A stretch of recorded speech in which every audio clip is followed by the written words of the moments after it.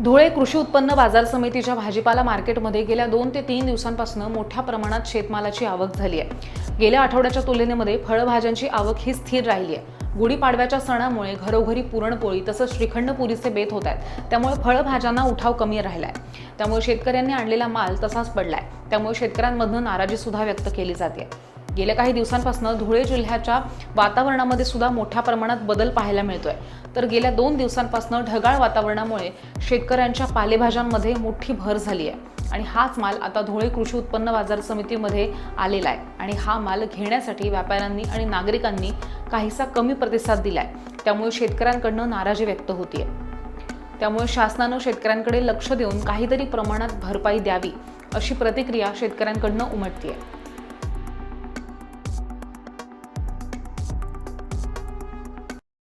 नाव भीमा भाऊ गवळी, राहणार भारदेनगर, तालुका मालेगाव, जिल्हा नाशिक।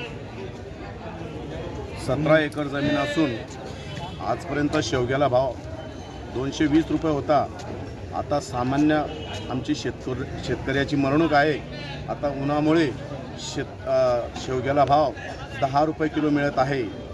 तर आमची मजुरीसुद्धा निघत नाही आहे, खर्चही निघत नाही आहे। तर आज उपासमारीची वेळ आलेली आहे आमच्या शेतकऱ्यांवर। आमची शेतकऱ्यांची आत्महत्या होत आहे, तरी सरकारने आमच्याकडे लक्ष द्यावे आणि काहीतरी भरपाई नुकसान देण्यात यावी अशी सरकारनं नम्र विनंती। भाव वाढवण्यात यावा आणि आमचं सहकार्य करावं शेतकऱ्यांचं, अशी माझी इच्छा आहे सरकारला। मी धुळे कृषी उत्पन्न बाजार समितीमधून आडत दुकानदार हरीश माळे गेल्या 2-3 दिवसापासून या सण उत्सवाच्या काळात गुढीपाडवा तसं हिंदू नववर्ष आणि या रमजान ईदमुळे मार्केटावर खूप मोठ्या प्रमाणावर परिणाम झालेला आहे। सर्वच भाव घसरलेले आहे। या ठिकाणी माल घेणारे जे काही व्यापारी होते ते अत्यंत कमी झालेले असल्यामुळे आणि हा जे ढगाळ वातावरण आहे, या ढगाळ वातावरणामुळे माल जास्त पिकला तो मार्केटात आला, पण तो विकलाच जात नाही। कारण की सण उत्सवामुळे सर्वसामान्य जे काही नागरिक आहेत ते माल घ्यायला येत नसल्यामुळे इथं किरकोळ व्यापारीसुद्धा माल घेत नाही।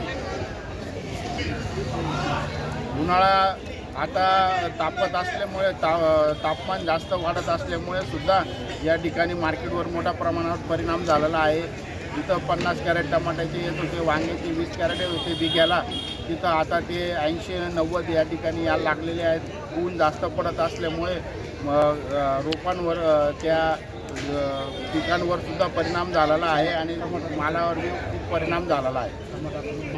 आणि या मार्केटात आता या सण उत्सवाच्या काळामध्ये ग्राहकही कमी झालेले असल्यामुळे शेतकरी अवाढव्य झालेला आहे।